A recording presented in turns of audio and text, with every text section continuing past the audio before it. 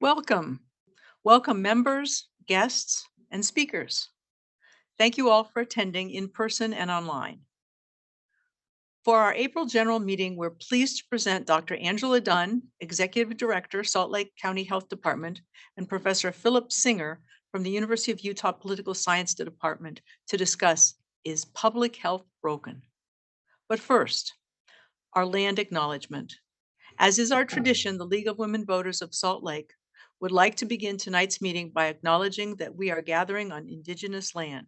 The Salt Lake Valley has always been a gathering place for Indigenous peoples, and we acknowledge that this land, which is named for the Ute people, is the traditional and ancestral homeland of the Shoshone, Paiute, Goshute, and Ute nations, and is a crossroads for Indigenous peoples. We pay respect to the elders past and present. We also consider the many legacies of violence, displacement, migration, and settlement that are our history and legacy, and seek to uncover the truth.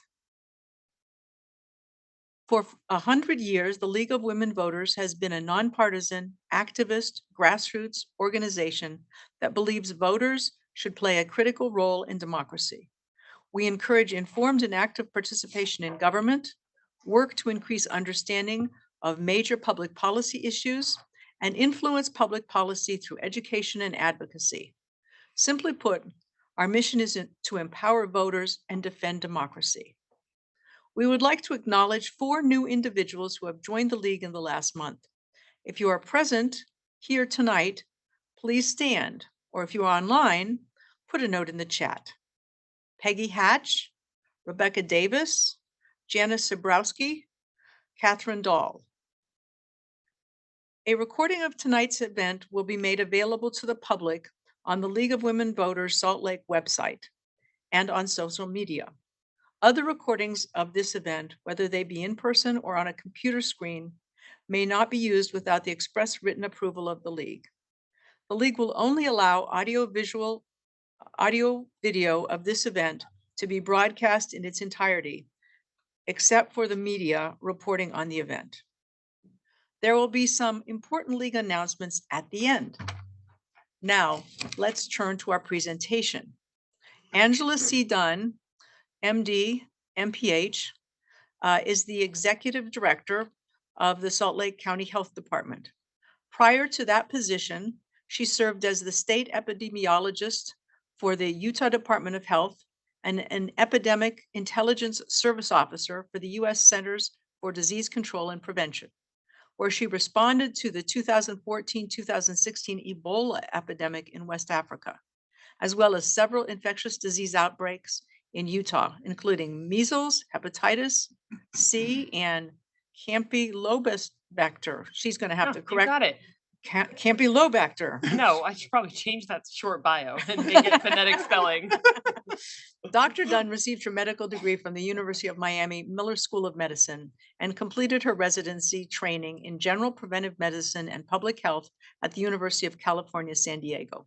Following residency, she provided primary care, focusing on women's and refugee health at a federally qualified health center in San Diego.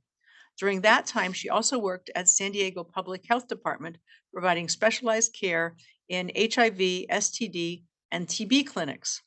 In addition to her medical degree, Dr. Dunn holds a Master's of Public Health from San Diego State University and a BA in International Relations from Brown University. Thank you for joining us, Dr. Dunn. Yeah, so happy to be here. Phillip Singer is an assistant professor in the Political Science Department at the University of Utah. He received his Bachelor of Science in Political Science and Anthropology from BYU and his PhD in Health Service Organization and Policy, a political science cognate, from the University of Michigan. His research examines the politics and policy of healthcare and public health in the United States. He has written extensively on the Affordable Care Act, Medicaid, and infectious disease policy. His research has been published in the New England Journal of Medicine, JAMA, and the American Journal of Public Health. Thank you for joining us, Professor Singer. It's my pleasure. Thank you for the invitation. And so why don't we start with the big background question? What is public health? I love this question, and I'll go ahead and take it. And if you want to add something, Please. please do that I forget. So I work in applied public health, applied epidemiology. That means that we're on the ground working with the community, working with leaders to provide services to communities and to individuals. So public health is really broad. Our mission is to protect and promote the health of environment and humans. And you can imagine all the things that go into that. We have an environmental health division that does everything from inspect restaurants, inspect pools. They ensure that our wastewater is safe and okay. They ensure drinking water is safe and okay. We also have a community health division that works with coalitions to improve communities based on their own priorities, whether it's preventing teens from getting involved in smoking or other drugs, or working on diabetes prevention. We've got a population health division that does everything from epidemiology, which I'll talk about because that's what everyone thinks public health is now. Those are your infectious disease outbreaks, right? And your surveillance. They also have emergency preparedness. So we have an entire bureau that's dedicated to ensuring we are prepared for the next pandemic or emergency. And I know we'll get to that as well later in the session. And we also do analytics to understand what the health needs of our communities are and what interventions are effective in order to improve them. And I would be remiss if I didn't talk about our clinical services. So we actually do still provide some individual services. This has drastically decreased since the Affordable Care Act. And that's because so many individuals have insurance now, which is fantastic, right? We in public health value and want and promote individuals to have a medical home, not come to us for their care. Unfortunately, we do still have communities that fall through the cracks with that mission. And, it differs state by state and largely dependent on who expanded Medicaid and who didn't. And so our state has some gaps. And so we still do provide immunizations. A large part of your tax dollars go to providing immunizations to children so that they can go to school and be protected against communicable diseases. We also provide immunizations to adults. So we do provide like the shingles vaccine, flu vaccine, pneumococcal, hepatitis, and of course, COVID as well. We also provide WIC services. So WIC is Women, Infants, and Children, and that's a national federal program that provides mothers who need it and who qualify based on income support in breastfeeding and adequate nutrition for themselves and their newborn. So it goes from prenatal to the postpartum period. And we actually expand on that in Salt Lake County and actually have home visiting services for high risk new mothers that provides home visits by nurses prenatally through the first 3 years of life to ensure that those children are meeting the milestones. And that's a highly effective program. But you can imagine it's really resource intensive too. So we're not able to reach thousands, it's hundreds, but it still makes a huge impact in the individual lives of those families. So public health, I hope what you get from me rambling is so broad. We literally have our fingers in a lot of different pots. And that's because, as we all know from the COVID pandemic, health impacts everything we do, right? It impacts our economy and vice versa. It impacts our ability to recreate, vice versa, right? Our education, like everything is so interlinked. And so we do try to make sure that health is at the table for a lot of these big discussions. But of course, post-pandemic, COVID is like the quintessential I would have said before the pandemic, responding to Ebola was a quintessential public health thing to do, right? You see an outbreak, you go, you identify cases, and you work to make sure that it doesn't spread anymore. And that's only a very small piece of what public health in totality is. Dr. Singer, do you want to Yeah. address from the researcher's perspective, what are you concerned about in terms of what is public health? Yeah. So part of the first two words that like spring to my mind that weren't touched by Dr. Dunn here is fragmented and siloed, unfortunately, right? And I'll talk just maybe a minute about that and the challenges that kind of public health officials, public health practitioners, as well as like public health policy making exhibit because of like the siloed and fragmented system that we have in the United States, right? So every state, we have 51 public health departments. The outlying territories have public health departments. And then the last number that I saw was 2,500 different local public health departments as well.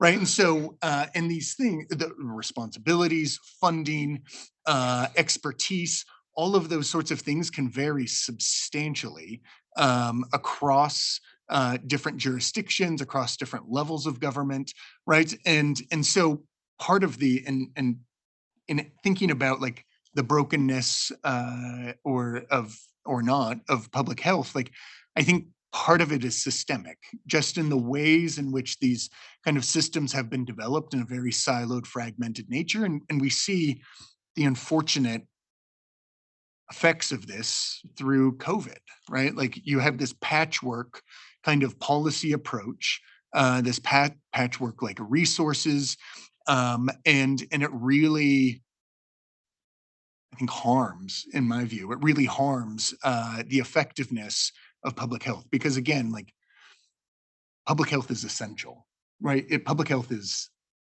again, I'm an evangelist here. Public health touches on everything, right?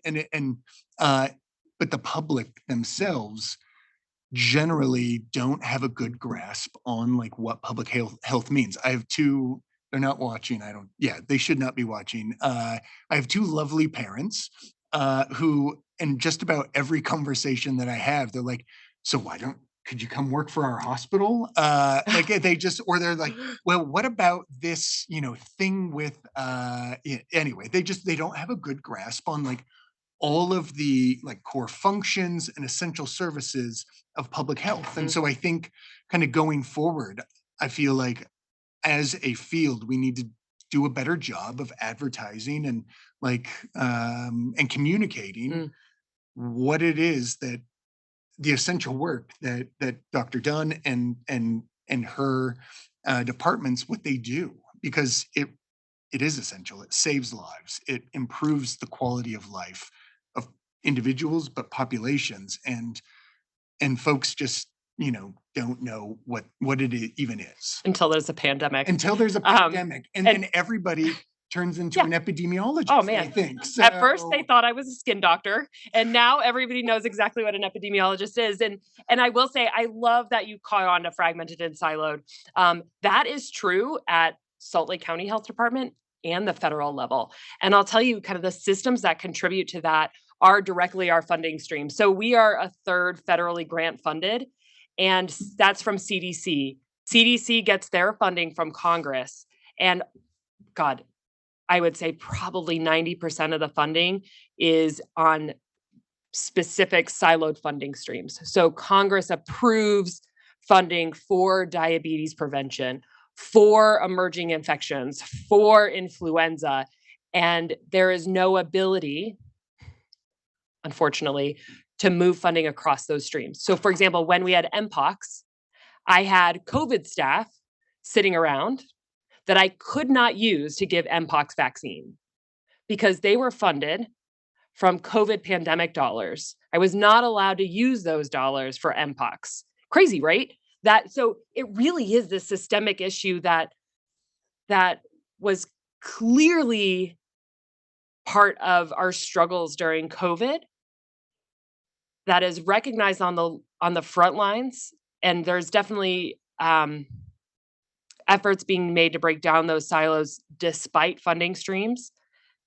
And for this legislative session now coming up right now, the 2024 budget season federally, there is a big push to have flexible funding streams, but that's hard because you also have to be held accountable, and the Congress wants. So I don't know how that's going to be fixed, but that's a huge piece of it.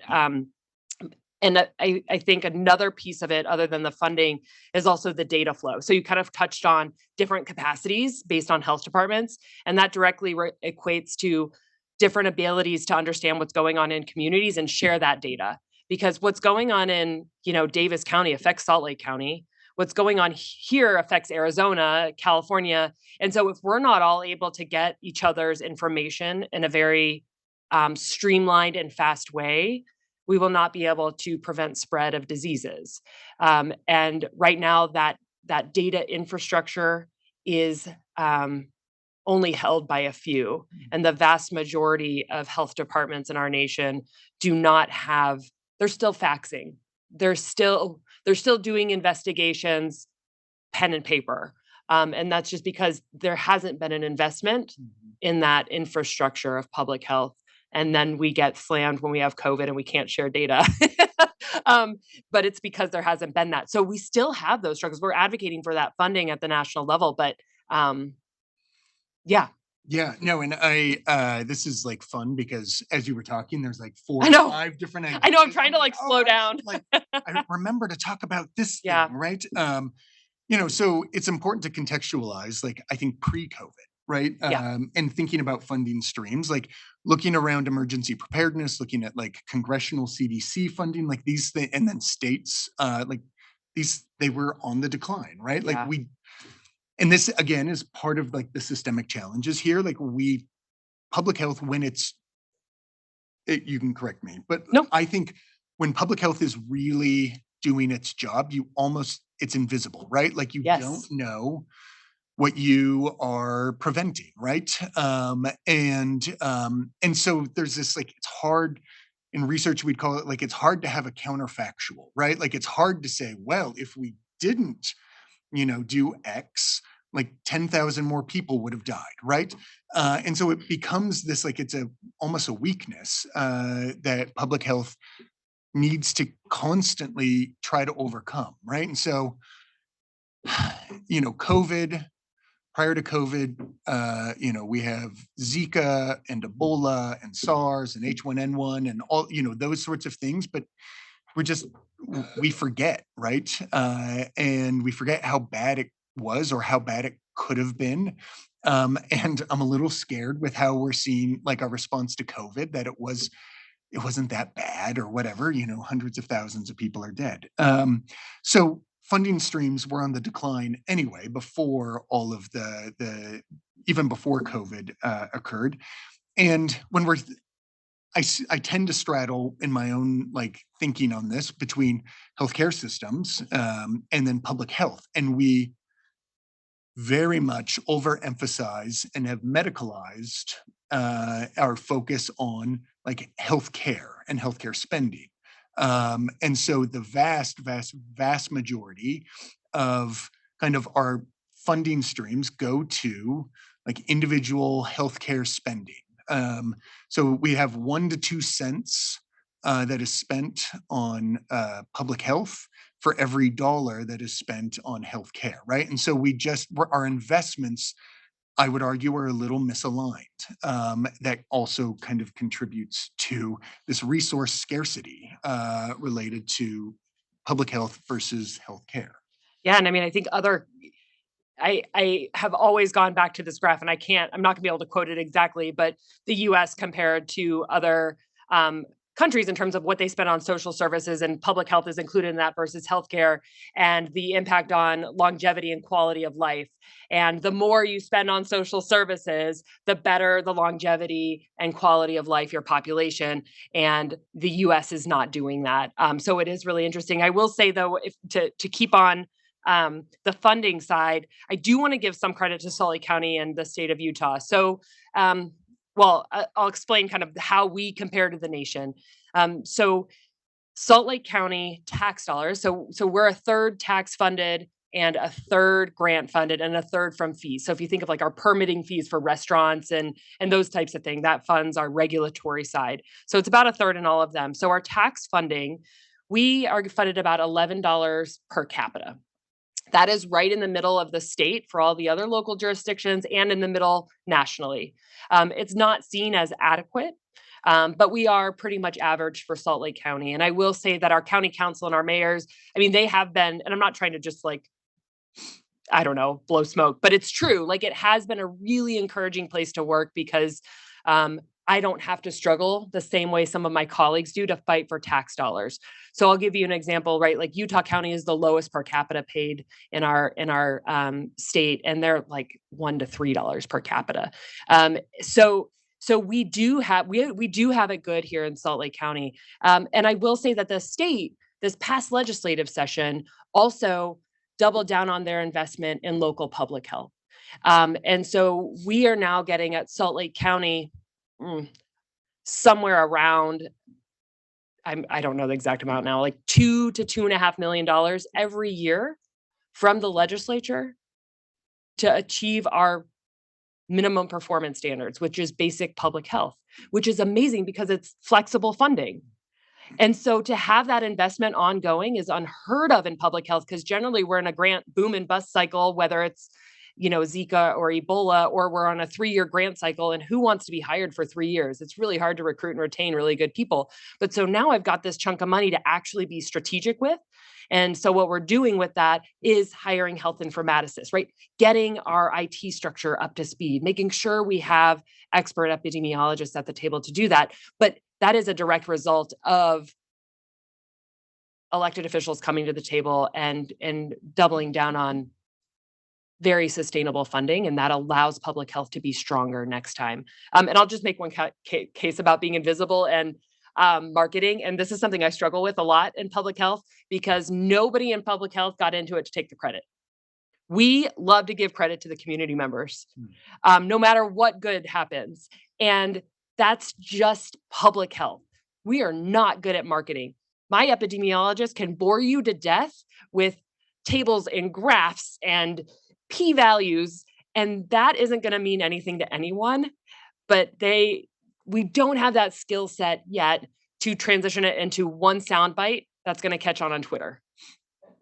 Seriously, that's how people, trust me, that's how some people make decisions these days. And so that is a struggle. Like, how do we say, hey, we're here and we're important, when that's not part of the personality that's attracted to public health? It's tough. It's really tough. And I mean, I think, Dr. Dunn is an MPH. I have a master's in health services administration, both from schools of public health. Like, it's from a training perspective, like I did not receive, I took epidemiology, I took environmental health courses, health policy classes, informatics, all of these sorts of things that were required, but there's no communications 101, right? And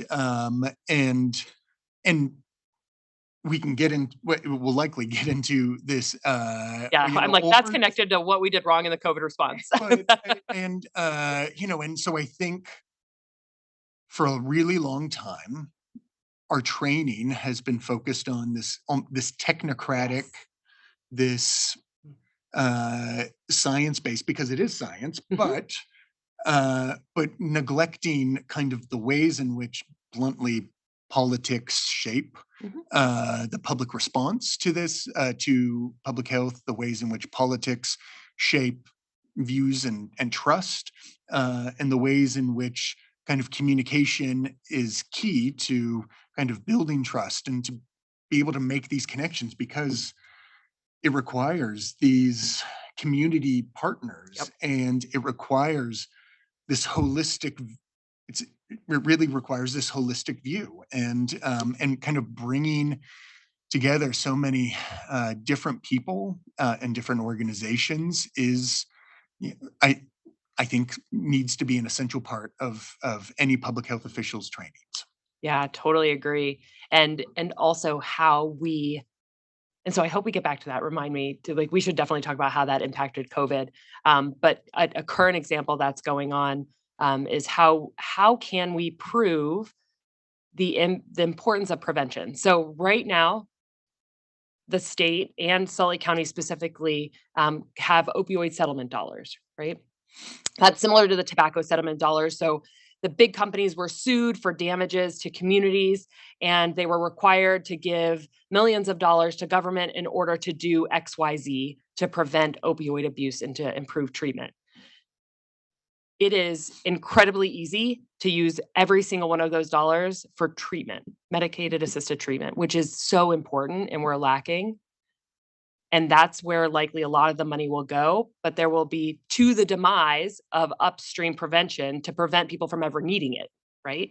But that's because how can we prove the return on investment, right? That's not like the sexy stuff that people want to say. They want to say, yesterday, I got an additional 100 people treatment that otherwise wouldn't have gotten it, which is so important. But isn't it also important to ensure that we are preventing it? So I will say that Representative Judkins in this past legislative session actually is now going to require a percentage of that settlement funding be going towards prevention, which that's great. I mean, that's what has to happen, right? Because otherwise, how can any individual actually make that decision of where limited funds should go? Stopping the bleeding, right? Everything that's going on bad now and trying to look all the way upstream is really hard. So we are making headway in that, but it impacts the way we practice public health. So Dr. Dunn mentioned this graph that she really likes, and I include it twice a semester at the beginning and the end. So this comes from a book. I did just make sure I had the title right here. It's called The American Healthcare Paradox. Yes, it's written by Elizabeth Bradley. She's now the president of Vassar College, and Lauren Taylor, I believe she's now at UCLA. And there's this really, email me and I'll send you the graph. It's this really wonderful graph so it's looking at a lot of OECD countries. And I mean, so the United States spends more on healthcare than, every other country, right? So we've got 18.2% of our GDP. I have my 8-year-old daughter here in the audience with us. Hey, Edie, how much do we spend on healthcare more than some country spends on everything else? What country is that? France, right? So yes, we spend more just on healthcare in the United States than France spends on everything, right? On berets and baguettes and whatever. What? Yeah, and wine, right? Like clearly, I've not been to France. So clearly, I need to move to France. Yeah, what are we doing I know. So I mean, that's the story we say, right? Like we even folks that don't know the numbers have this like intuitive grasp on like our cost conundrum related to this. When you combine though, and this is this in this graph, when you combine healthcare with social care, like we are no longer an outlier because we very much underinvest in that social care, right? So when we're looking at other OECD countries, we're in, I think, the kind of middle 40 percentile for total spending, right? Like we don't spend enough on these upstream preventative factors. And instead we're putting out fires, or to mix our metaphors, like we're closing the like gate after the horse has already fled or whatever, right? So and so again, like all of this is, it's nice that I didn't actually know about this like set aside for this like just happened, which is great. And so it's really fantastic. Just it really gets at kind of the challenges again and systemic challenges here. Yeah.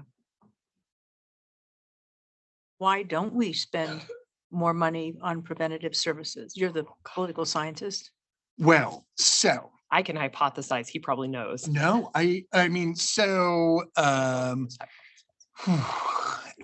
so the classic example that when we're thinking about like the distinction between health and public health, right? Like healthcare is curative and usually individualistic, right? Like I go to my primary care doctor because my knee hurts. He or she looks at the knee, they send, and then they do something, right? And then public health is going to be community-based and preventative in nature. Part of the challenge is how do you're invisible, how do you make the case that like you've prevented X number of like bad things from occurring? So that, and like we're humans, right? And we have human limited cognition. And so as humans, like we tend to rely on the things that we see in front of us. We tend to like rely on our own personal experiences. And then there's also like the profit nature of our healthcare and our healthcare system, right? Like, do you have any lobbyists? Does the public health department have any lobbyists here? We have a Utah Association of Local Health Departments that has a Excellent. lobbyist. Yes. And that has made a huge difference in our ability to get prevention dollars set aside, to get local health department dollars set aside. That's a new thing. But then compare that to however many lobbyists that, So true. that other, of this like healthcare sector, whether it is going to be pharmaceuticals, whether it's going to be provider networks, whether it's going to be insurers, whether it's going to be durable medical equipment, whatever it is, right? Like it's just far, far outweighs. And so I think like the confluence of those makes it difficult to fund public health adequately. Yeah.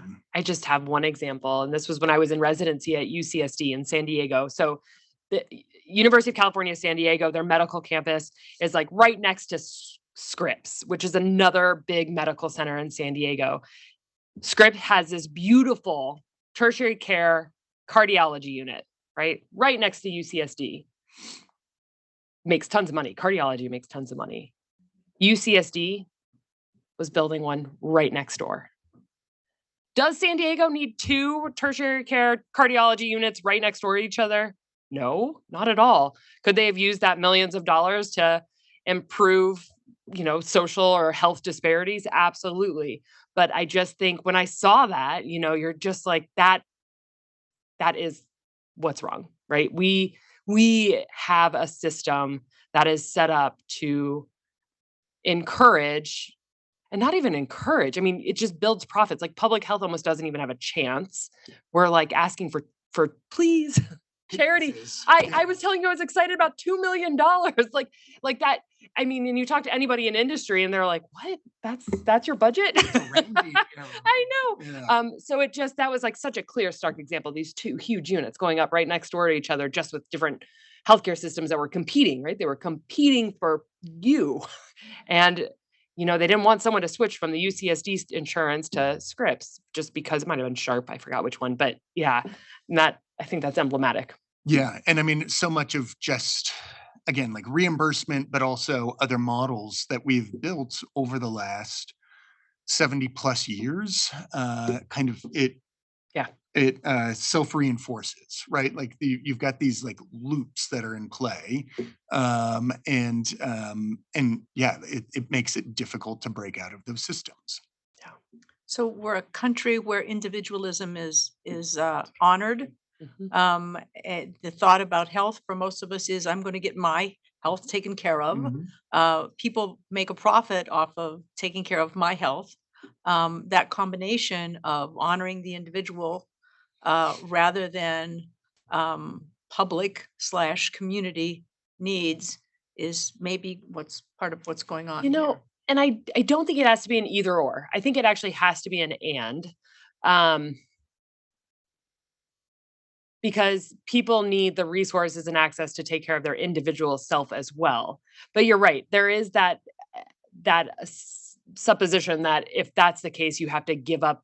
If you're going to contribute to the will of the community or the good of the community, you somehow have to give up something of yourself.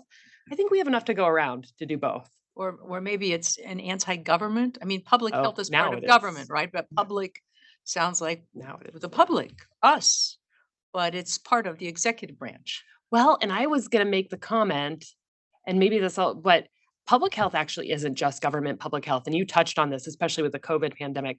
The public health system includes healthcare. It includes our community-based organizations. It includes the general public. It includes the media.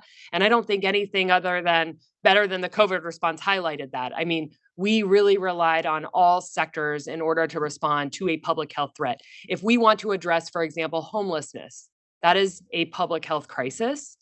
That is not going to be a public health only a government public health solution. Same with the opioid epidemic or gun violence. I mean, those are all society, very big public health implications, but the public health system includes education, includes law enforcement, includes politicians, right? And so it is much bigger than just government. So maybe now is the time to turn to what did we learn about public health, our public health system from the COVID epidemic? I don't, feel free to go ahead. No, I would love to hear. I mean, so I feel like so much of it was maybe not what we learned, but what we relearned or what we have Mm. failed to learn over prior epidemics or over prior decades of time, right? And so I just want to touch on two because because I'm passionate about them and I think they're very important. So one is again the ways in which politics matter, right? And partisanship kind of shaping the response to this to the pandemic, as well as shaping the like response to like the behaviors that individuals would engage with, their views on like what are facts or not as it relates to these sorts of things, and I mean, listen, like politics has always mattered, right? Like as part of like this introduction, I remember when I was interviewing for this job here at the University of Utah in 2018, I was talking about, oh, I like wrote this dissertation on the Affordable Care Act, and this is this book, and you know, I do this work around Medicaid, and also like I've randomly written about tuberculosis and Zika, right? Like, or yeah, Zika, and I was like, oh yeah, like I've done this like infectious disease thing, and then now in retrospect, like some of this work that I've done, we've looked at kind of going back the last 20, 30, 40 years, and then even looking back to the 1918 flu, like politics shaped the response. It just feels much more sharp and bluntly dangerous and much more, and it's much more polarized and much more partisan in this kind of a broader environment that we're in. But so politics has always mattered. They're just, it feels like it is laid a lot more bare. It's a lot Yeah. lot clearer in the ways that like politics matter. So that's one. And then the second thing that you know, what have we learned from our experience in COVID? That like racial disparities exist, continue to exist, and um, that we are bluntly that we're willing to sacrifice, you know, black and brown bodies if it's going to kind of keep our commerce or our economy going. And I remember in probably March of 2020, you would hear this constant soundbite that, you know, infectious disease doesn't care what color your skin is or where you live or what job you're in, and that's bogus, right? And I think we realized or re-realized that very quickly, and then kind of decided to keep on going, right? And I would probably have a stronger word than bogus, but again, my 8-year-old is in the room here. So yeah, she's what? So one thing that I have relearned is the central nature in politics and shaping public health and public health responses. And then the second thing that we have relearned, in my view, that's really important is the centrality of like health disparities in our healthcare systems and in outcomes, and the ways in which COVID exacerbates and worsened those disparities. Yes. Public health now has learned to acutely involve politicians and elected leaders throughout our work. That was not the case prior to the pandemic. So I will tell you, at the state, we had a flu pandemic plan. We actually had a plan. Everyone's like, does public health even have a plan? Yes, we had a plan. Nobody cared. We had a plan. But the one thing that wasn't filled out on there was, who will the policy advisors be? Who will set policy during a flu pandemic? No one could decide on that. And what fell apart during COVID was the lack of political involvement in the public health system. So in that, I mean, in that led to, and I mean, like, God, I can't imagine being a politician. I mean, you are responsible for so much. They didn't know what we did, therefore they took action. I would too. If I see a problem and I don't think anyone's doing anything about it, I'm going to do something about it, especially if it's costing lives and livelihoods, right? And so that goes back to that marketing thing. When times are calm, we didn't do a good job of making the benefits of public health known and what our expertise was. But there were a heck of a lot of consultants that knew we were getting federal dollars that could put shiny PowerPoints in front of elected officials. We didn't do that. And again, and not to the fault of any elected official, because you're like, oh my God, this is a really big problem. Like, I don't know who to turn to. Oh, in walks your expert, right? Telling you that they have the solution. Okay. And so that is something that public health is definitely being forced to do more, which is great, and doing more, which I think is also good, because we are partners. Public health and elected officials are partners towards the same goal. We want our communities to thrive. So let's do it together. I will say that, God, I hate it when I can't read my handwriting. Oh, I will say, communication is key. We were good at public health in general, was good at saying what they thought the facts were. We were not good at hedging bets and saying, you know what? I don't know if this is the right thing to do. This may or may not work, but in my expert opinion, I think the risks, the benefits outweigh the risks, right? With masks, for example. I don't know. There's not clear evidence, but the evidence I'm seeing says it might work. And we really are a long way from vaccines right now. And this seems to be spreading really quickly. So let's try it. Instead of that, we were much more firm in our recommendations. And I think that came from a place of people saying, tell us what to do, please, right? And you're like, okay, I'm going to tell you what to do. So learning to hedge our bets a little bit. And that's hard for a field of experts and a field of very technically sound people to not have clear evidence and then recommend it for an entire population. But I think learning to express those caveats in a way that is understandable by the public and our officials is really important. I will also say that meeting people where they're at is something, even before the pandemic, public health, I think, has notoriously been bad at. If we take vaccines, pre-COVID vaccine, for example, I think public health's reputation has been, look at the data, stupid, vaccines work, right? That's not going to get anyone vaccinated. Instead of, let's talk about, like, what are your concerns? Okay, if you're not going to get vaccinated, let's discuss other ways that you can keep yourself and your family safe. So that harm reduction approach that we use in other areas of public health, but we should be applying that to probably all human behavior interventions in public health, so that we can really meet people where they're at and not push them away just because they don't believe us, right? And I think that will go a long way in building back the trust that has eroded. And I think that trust is eroded because of the politicization of public health, hands down. Yeah. It is not a result of public health doing anything. It is because we have become a political lightning rod and people choose to use public health to bait supporters. And I will say that when you talk about race, racial inequalities definitely exist, but it's because of racism. And I just want to be really clear on that. It's not because of a genetic deficiency or genetic susceptibility because of somebody's race or ethnicity. It is because we are racist. And until we start being very forthright with ourselves about that, we're not going to be able to fix the problem. So COVID, much like H1N1, started in a very wealthy population.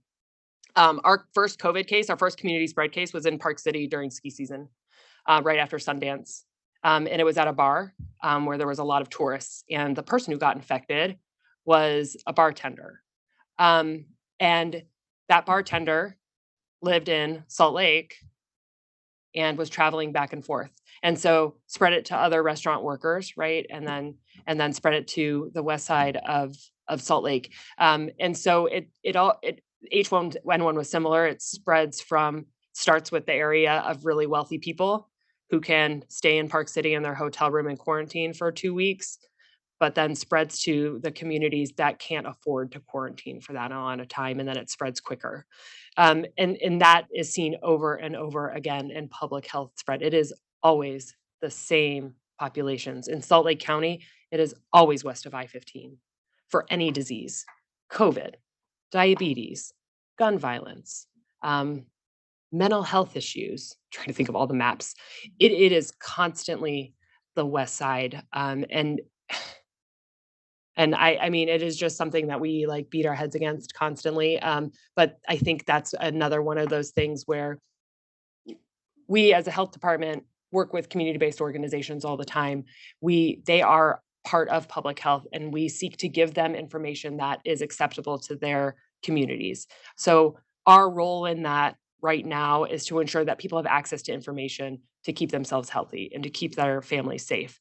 Um, but we need to really, really think about society and how we address racism, because that's really what's causing a lot of this.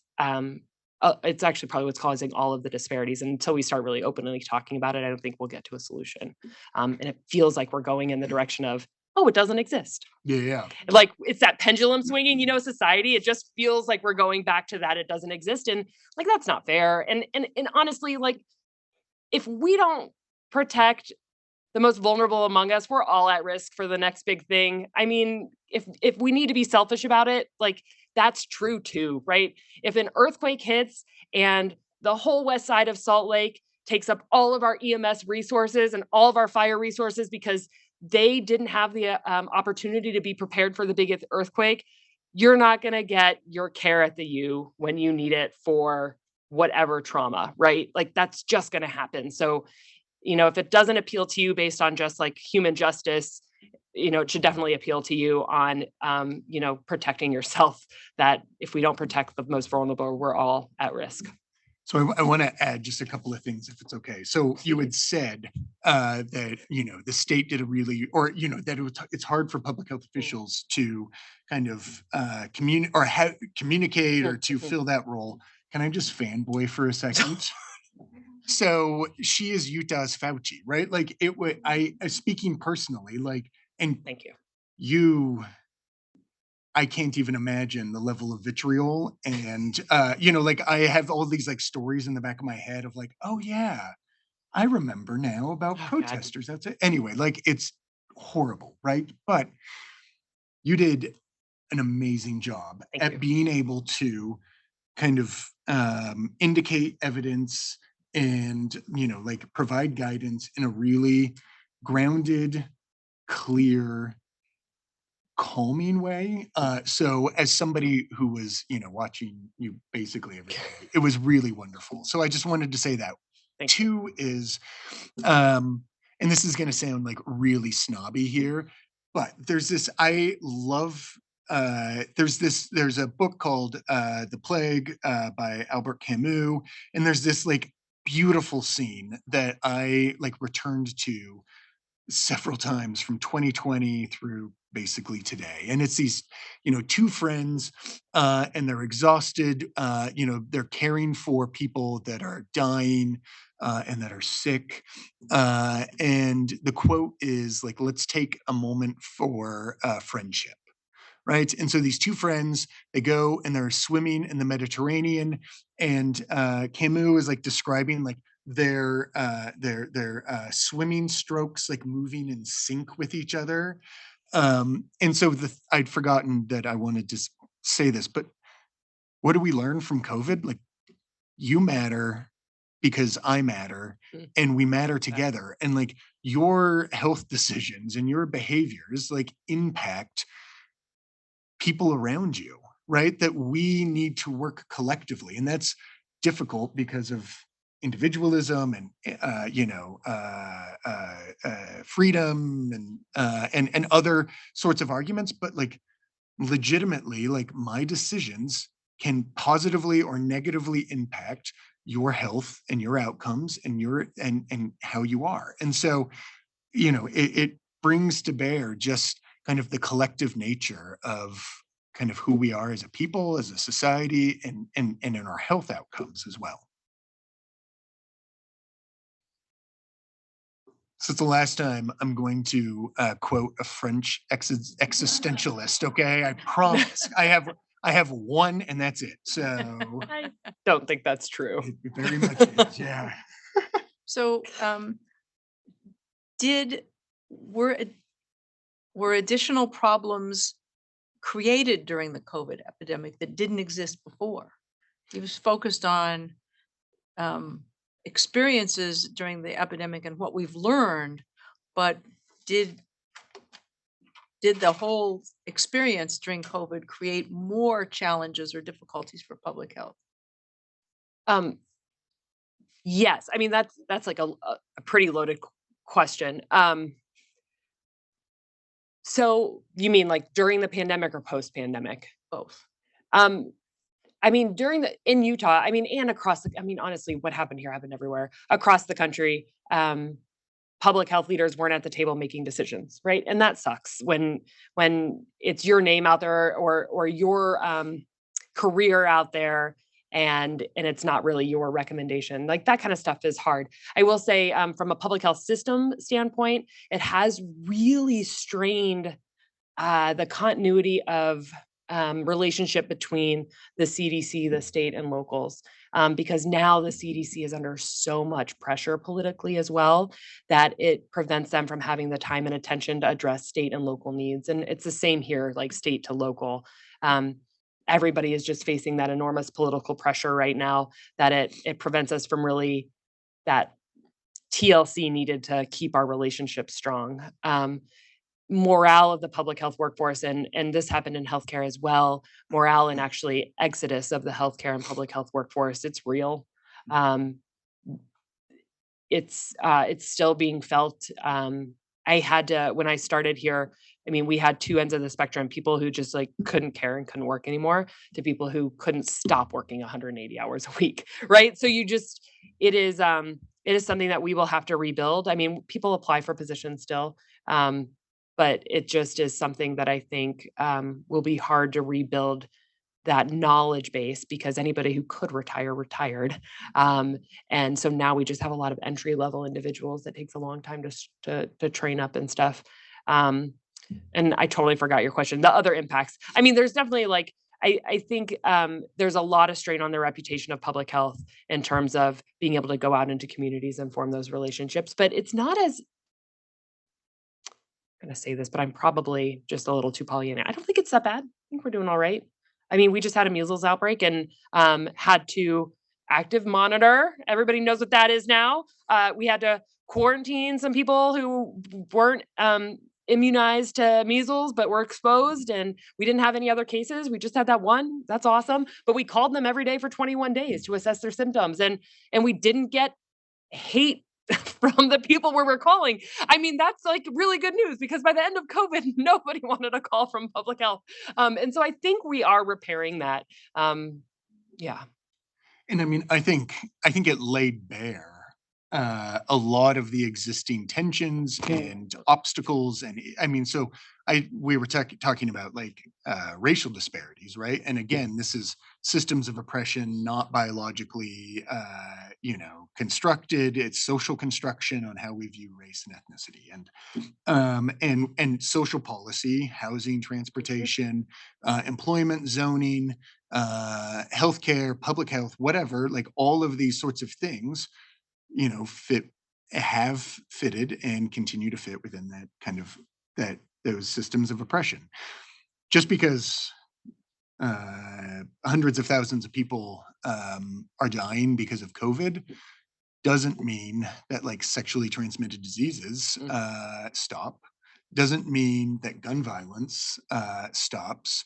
Doesn't mean that environmental exposure and air pollution stop. Right? Like there's this, Yep. like all of these other pressing, important, essential work that our public health workforce was doing for decades continued unabated. But likely They didn't get couldn't focus attention. on it. I was gonna Yeah. say they didn't get attention. I mean, our staff who worked on suicide prevention and addressing the opioid epidemic were all contact tracing. Yeah. So for 3 years, it was COVID. Yeah. Yeah. And it's this, I mean, so as somebody who works in this kind of research space, looking at surveys and outcomes and spending and all of these sorts of things. Like 2020 is just a lost year. Like you have to discount it. You have to, it's just the data is bad because we haven't been able to put our energy in these other like pressing needs. And that I think contributes and continues to lay bare like the continued challenges and issues that public health faces. You mentioned how badly it felt to not be at the table with when decisions were being made. And in fact, as a not person involved in public health, but just watching the evening news, it seemed that increasingly people without knowledge were the ones that seized control to make the decisions. Has that been addressed at all? Or did we just sort of leave that as, okay, when we need policy about public health, the legislature will have a special session and make it? I now work for Salt Lake County. So, um, uh, I mean, I think that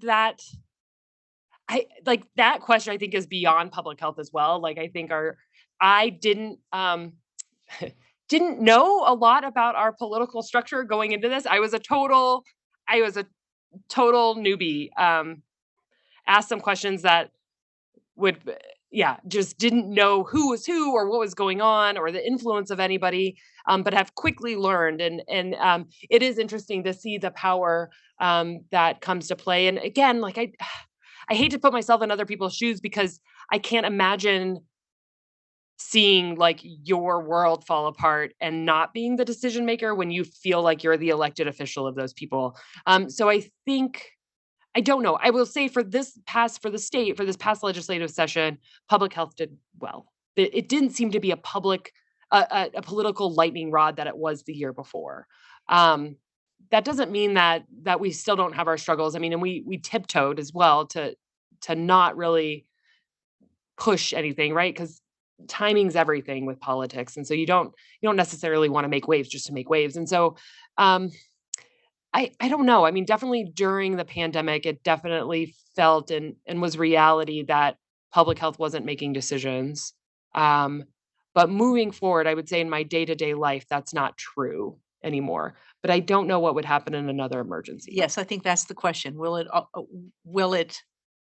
public health be more able to be part of the decision-making team in the crisis, or just in the calm waters when we're planning the broad When people don't plethora care. of public health initiatives?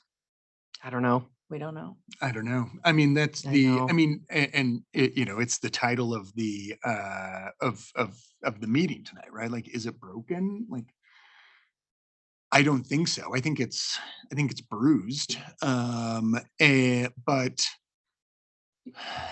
it's hard to say with the next earthquake or flooding or the next, because there will be the next pandemic. You both mentioned gun violence, and that's an area which is also highly political. I'm not sure that all politicians consider gun violence part of public health. In fact, there was a period of time in which public health folks thought they couldn't use Actually, federal they dollars couldn't. to. It was actually a law Yeah. passed by Congress. Yeah. Sorry. So Is that been? I mean, is that about to change, or we've seen increasing attention in the media to gun violence? I think there's increasing gun violence. Is there any appetite amongst the public or with politicians to allow public health to be involved in the solution to gun violence? So I can just say from like the on the ground feel, and I would love to hear kind of what you see from the bird's eye view. There's no longer restrictions on CDC to prevent research into gun violence. That doesn't mean that every CDC researcher is comfortable doing it, because public health relies on congressional funding. That is how we function. We are political and we have to function. I mean, Salt Lake County feels this acutely, not with gun violence specifically, but with other issues. We function in a political environment because the politicians control our budgets. And that is the way we do work.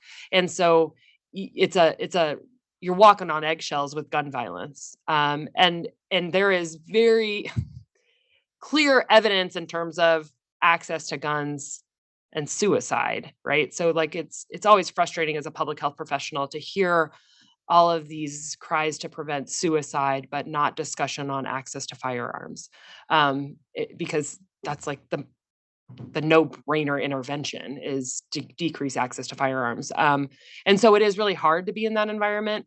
But as someone who works in government, you kind of have to just find where you can have an impact that won't be detrimental to the rest of the public health at work you do. And I think that so researchers are allowed to use kind of these federal funds through grants to study this. I know that the Bloomberg School of Public Health at Johns Hopkins University, I know the University of Michigan has research centers on there. And as I was sitting here, like thinking about this, my thought, you said walking on eggshells, and I horribly was like, oh yeah, they're going to be gun shy. And then I was like, no, that's terrible. Not a That is just, and but like, there's, I'm sure, a lot of anxiety around sticking your neck out too much in this space, right? So it's a positive change, but like the systems of support and the ways in which kind of federal politics are going to make individuals a little bit less, or make them a little more reticent, I think will continue to limit like research around the gun violence and how it is a public health problem. So I think we should let you make some closing remarks and maybe address what should the broadly, we as individuals, we as the league, we as citizens, what should we be doing to improve the situation? Okay. I'm teaching the semester. Yesterday or last night was my last class that I taught, and I always tell the same thing at the very end of every class every semester. And it's going to be weird here for a minute. So just like hang on. Not like French existentialism weird, but like Dutch bicycling weird. Okay? So, the Netherlands in the after World War II, they decided that it was an opportune time for them to change their like urban planning and their approach to urban planning. So from 1960 to 1970, the number of cars in the Netherlands quadrupled, the number of miles driven increased by eightfold, and the number of kilometers ridden via bicycle drops off a cliff. And you see the same patterns across lots of continental Europe. The city of Amsterdam in 1967 or 1968 hires an American urban planning professor to remake the infrastructure in Amsterdam.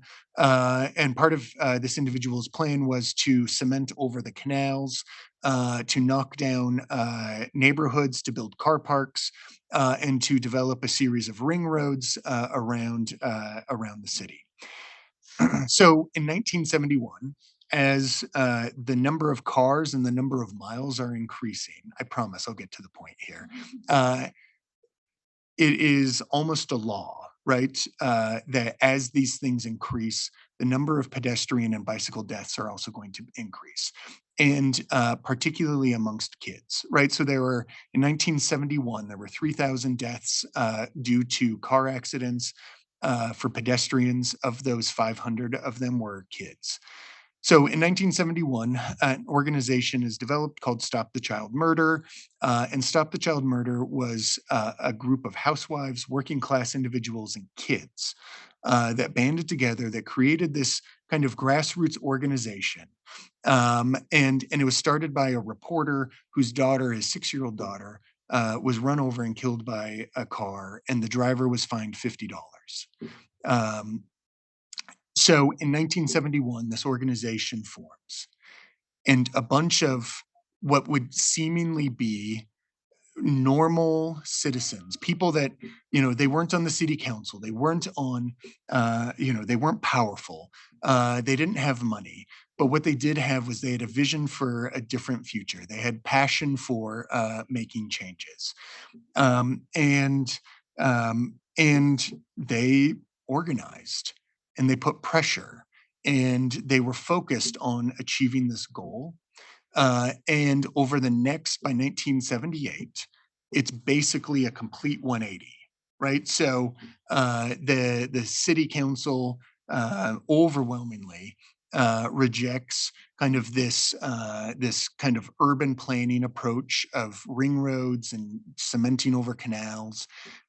They invest in kind of a bike infrastructure. The Netherlands is a country around the size of New Jersey. They have 20,000 independent bike pathways in their country. That is, you could basically go from Washington to Maine to Florida to Texas to California and back up to Washington and do that twice.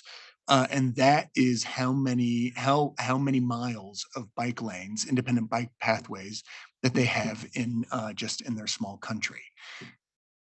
You can go back to a period in the 1960s where that is not going to be the future, right? And so it's easy for us to say, well, that's always what the Netherlands was, that's what they were always going to be. What we see today with folks riding bicycles, there's more bikes than people, all this like great stuff that they've invested in. But you can go back to within many of our lifetimes, and that was not going to be the case. They were going down a different route. And if not for a series of very involved individuals that had a very clear vision and passion for a different policy, we would, I would wager we would see a very different kind of country than we are.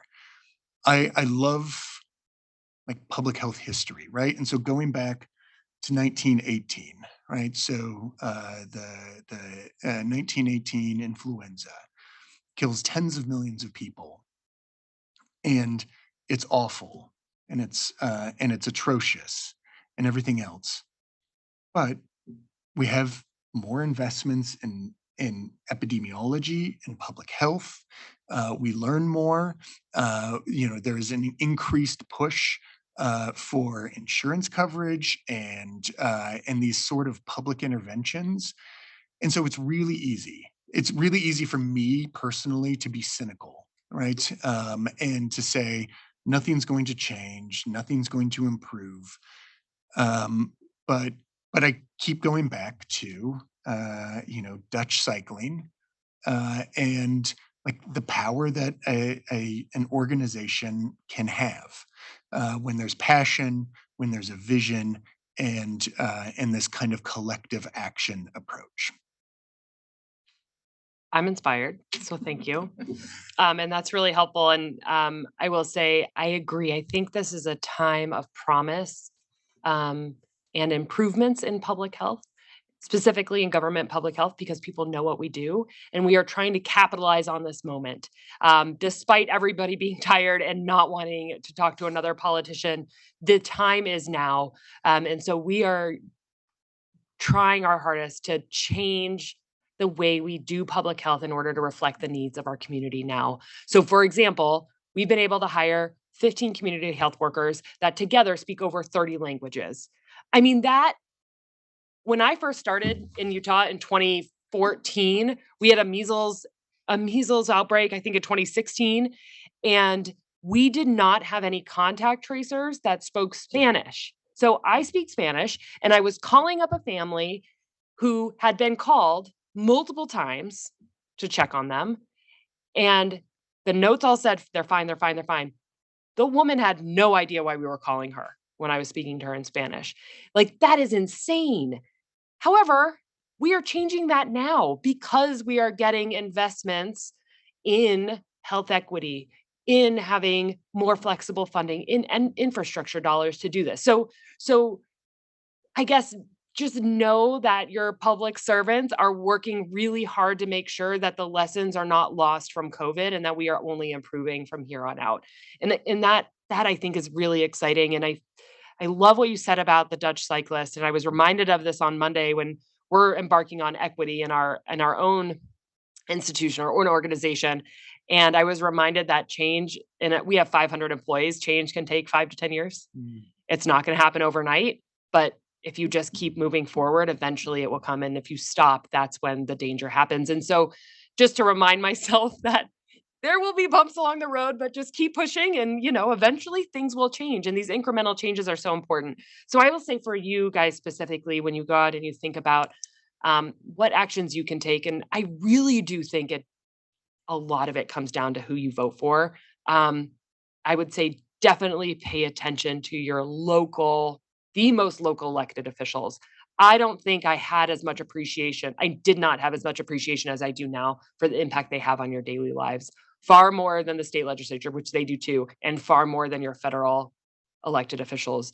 Your county council, your city council, your mayors really, really touch your life every day in ways that you probably don't see. And they are making policies a lot. And so I would say really pay attention to that. And some priorities, I think, from a public health perspective moving forward that I see are important are prioritizing safe communities. And for me, that's really broad. So it's making sure that our kids have access to really good quality early childhood education. That is going to be a foundation that all of our communities need to build on. We need to make sure that we are offering opportunities for having grocery stores and not having food deserts in our community. We need to make sure that our employers in our communities have paid sick leave. When everybody asks me, like, what's the one thing you hope sticks from COVID? I'm like, paid sick leave. I hope employers give paid sick leave, even if they're hourly workers, because people come to work sick and they spread crap, and we don't need that anymore. So hopefully that's it. But along with that, benefits. I mean, how often do we hear, government does this too. People contract out certain positions because they don't have to pay them benefits. And that's not good, right? So if there's policies you can think of, those are all included in building a safe community. Climate health is something we really need to have a focus on from our elected officials. That will have and is having a huge impact on public health. Yes, from the Great Salt Lake. Yes, from our air pollution. Bugs are going to be living in different environments that we've never experienced before and spreading diseases that we've never experienced before. The mosquito is a clear example of that, being able to live in further northern climates because we're warmer and they spread disease. And so if we're not addressing our climate health and preparing for that at the policy level, we can all do our individual interventions, but it really is policy that it's going to take policy changes, really drastic policy changes to make that. So climate health is something we are not focused on, and we need to be. And then the last thing, of course, is equity. We need to make sure that we are electing officials who are brave enough to provide more resources to the most vulnerable and not working about equality where everybody gets the same piece of pie, but they're really focused on more to the people who need it most. And so those three things, safe community, climate health, and equity, I think are things that I will definitely be looking for. And again, in your most obviously, it matters who the president is and it matters who our state legislature is, et cetera. But I think overlooked are these local elected officials often, and they really have a huge impact on all that we see and do in our communities. Thank you. Would the audience join me in thanking our guests? Now you can't leave yet because we get some questions from the audience. Great. Okay, so do we want to turn on this mic here, Shauna, that people locally can walk up to and ask a question at that mic?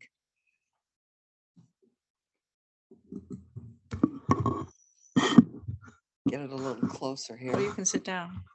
That's better. My name is Mrs. Short, so I'm always having trouble with microphones. In a previous life, I was the director of graduate medical education at the School of Medicine for 38 years. At the beginning, in every June, there's orientation. Interns, residents, and fellows fill out all their paperwork, learn all the rules. And at that time, they would line up and they would get their shots. And the infectious disease nurse and her minions would just line them all up. And if they didn't have the paperwork, they got a shot. No arguing, no, cajoling, shots. Okay. So somewhere along the way, and I don't know, 10 years maybe, an administrator decided that we were violating their rights and that we shouldn't be doing this. And I looked at him and I said, "Are you kidding me? These guys are setting the example for their patients and for all of us." And I went to 3 different administrators. I got nowhere. Mm. So I gave up. But then I got lucky. I guess I got lucky. 10 or 15 years later, a patient showed up in the ER with measles. And before they turned around twice, 50 people were sick, nurses, patients, doctors, the custodians. And someone said, "Wait a minute, why don't these guys have their shots?" Well, they were all younger than I was. I had all those diseases before there were shots. So now they're all immunized. So I have to say, public health is broken, but you're fighting for the public good and don't stop. Thank you. Keep going. I love your soapbox. I will say that the pendulum is going to swing again, and that's kind of where we live. I know of healthcare systems right now who are considering not requiring vaccines again. And so this is just how it goes. I mean, But that affects all of us. I totally understand. And right, I know. And that's always the tension of public health. That's why public health can be so controversial, is because it's the individual rights versus the communal rights. And that is really hard in any conversation. So Is there another question in the room?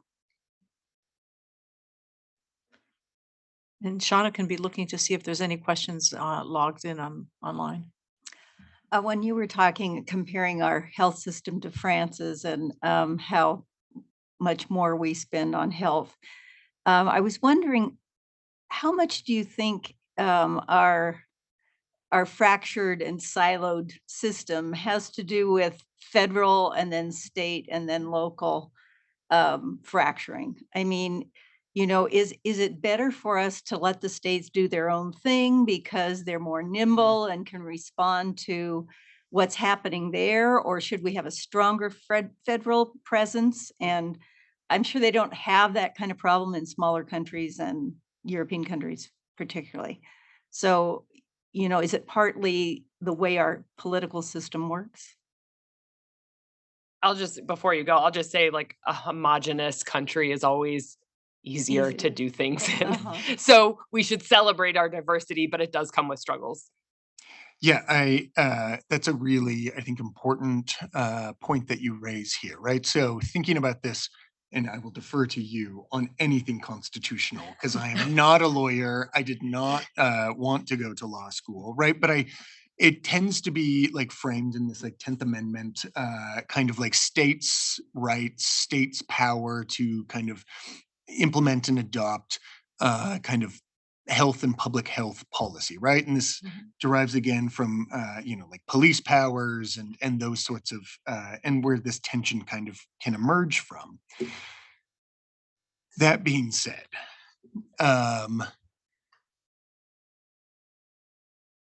I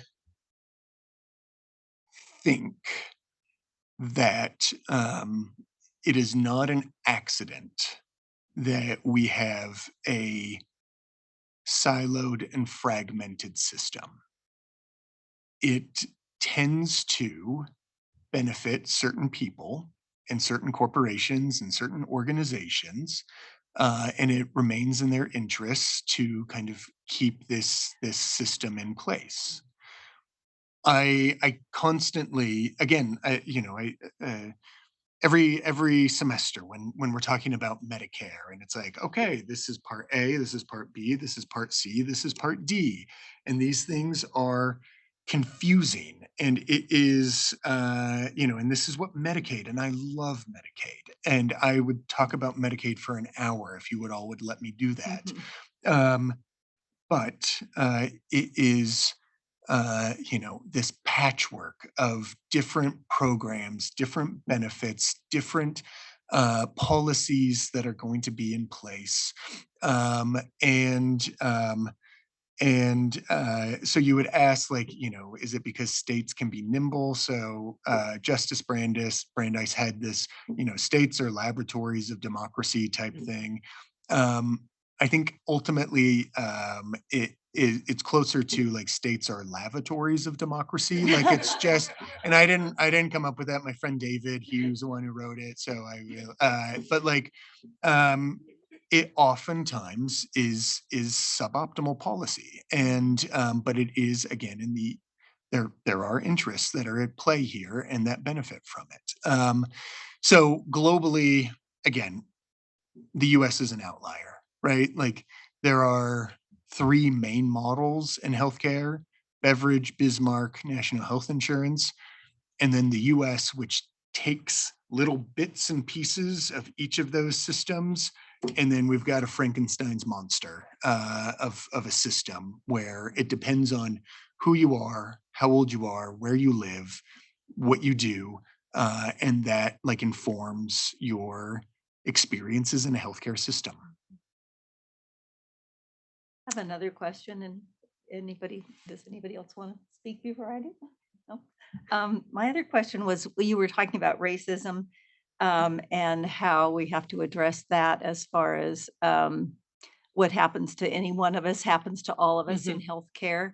You didn't mention poverty, and I'm assuming that goes hand in hand.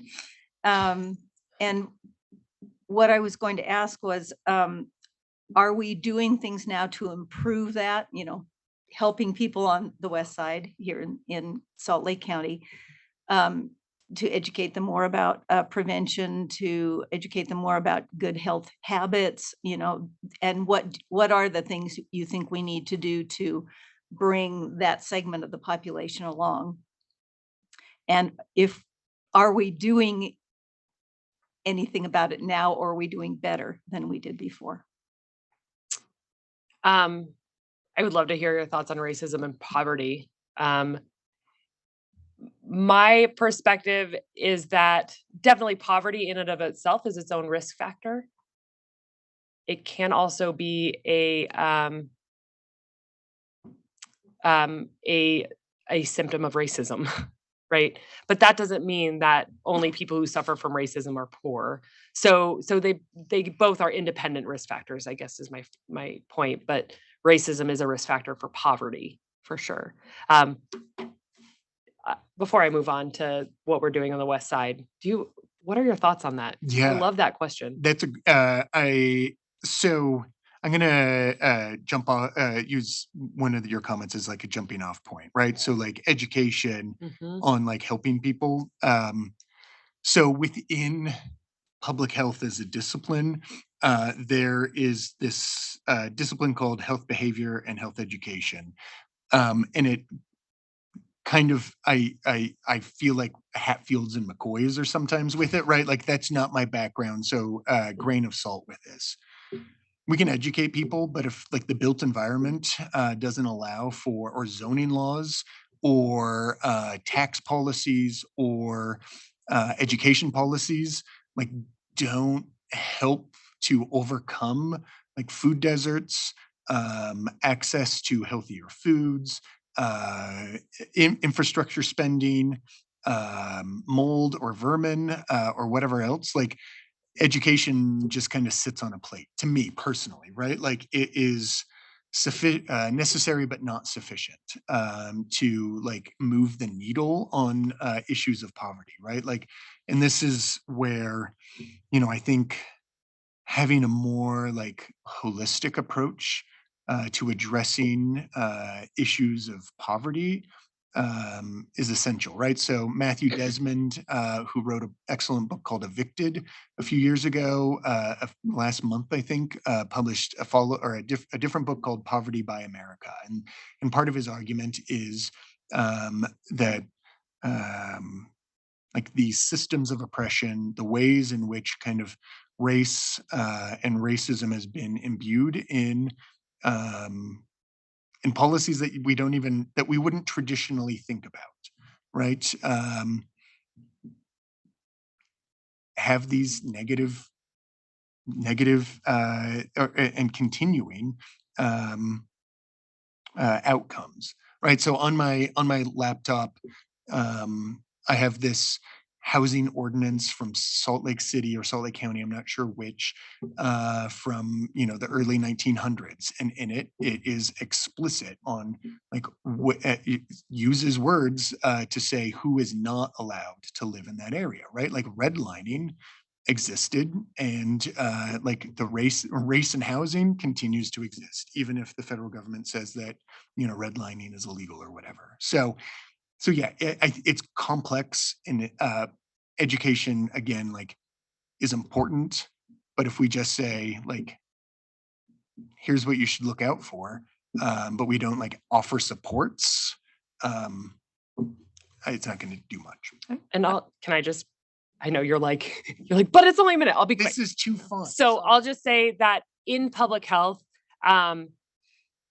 we are not effective if we go into communities telling them what's wrong with them and how they should fix themselves. That's not how we practice public health. We have to figure out what their priorities are.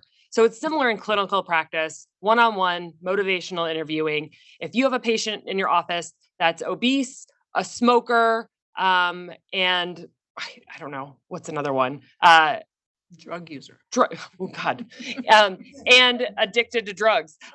So if you think that most important thing for that patient is to stop using drugs, but they are most concerned about their weight, they're not going to focus on the drugs at all, right? That's not their priority. Or in this case, if we go into community and say, wow, you guys really need to start walking more. We're seeing your diabetes rates go up. And they're like, are you kidding me? I have to work 4 jobs to put dinner on the table. And I have 3 kids who I can't get after school childcare for. They aren't going to be, our priority is not their priority. And so until we create that truly safe environment and safe community, we will not be able to address health. I can't tell you, like in most of our, most vulnerable communities, health is not their number one priority. It is like, if you look at Pavlov's, right, essentially, they are worried about their kids coming home safe. They are worried about putting dinner on the table.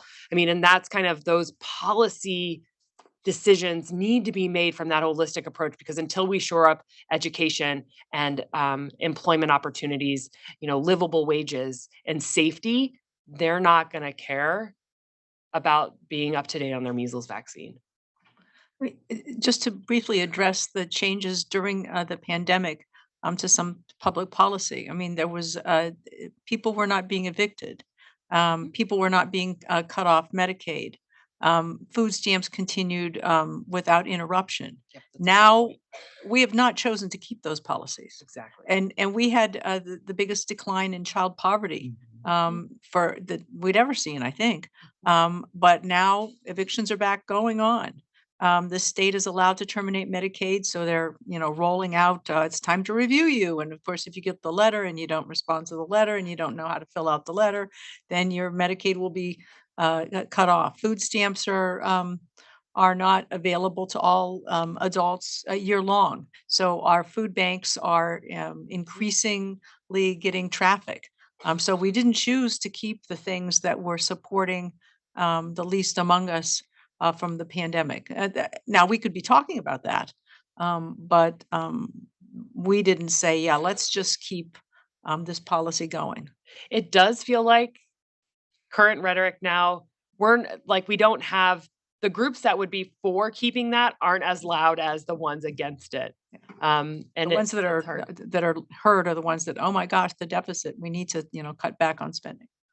Do we have questions online? We actually answered. Oh, well. Excellent. Excellent. Okay. We should thank our guests once again, and then I have to make announcements.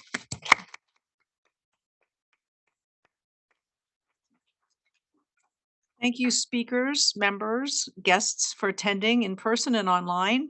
Everyone who found tonight's event useful, take a few minutes to like or share our related posts on Facebook, Twitter, and Instagram. Next up for League, The Night Owls meet on the fourth Monday of the month. That's this coming Monday, April 24th at 7 p.m. at Holiday Library and on Zoom. This month, Sharon Spalding, feminist historian, will be speaking about mostly forgotten women in history. Sharon has a weekly newsletter, Women Make History, Stories We Should Have Learned in School, which presents a new woman each week. Wasatch Summit County Unit meets the last Tuesday of each month, which is this coming Tuesday, April 25th at 11 a.m. on Zoom. This month, they will present energy and environmental impacts of the bipartisan infrastructure bill, one-year implementation. A discussion with Josh Kraft, Government and Corporate Relations Manager at Utah Clean Energy. Town Club meets the first Thursday of the month.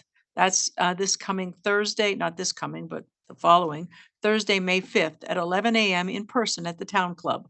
Molly Wheeler of the Utah League of Citizens and Towns will be joining to talk about what the legislature did to local control. So we'll follow your advice and I'll go concentrate on that.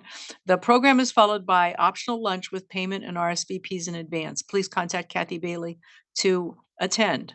Other important get-togethers are coming up. May 5th, the State of the Community luncheon is at 11 a.m. at the Little America. Purchase tickets online. Planning meeting, May 17th on Zoom at 6 p.m. Wednesday. This is a not to be missed event.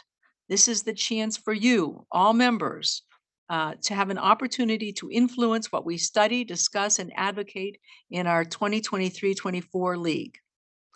Our member social, Bunko and Potluck, is scheduled for May 18th from 6:30 to 8:30. And last but definitely not least, our annual meeting will be Saturday, June 10th. It's going to be in person from 9 a.m. to 2 p.m. and will include lunch, breakout sessions, and election of new officers. Watch for correspondence about this and plan to attend. You can learn more about all of these meetings on our website, LWVSL.org. Thank you very much.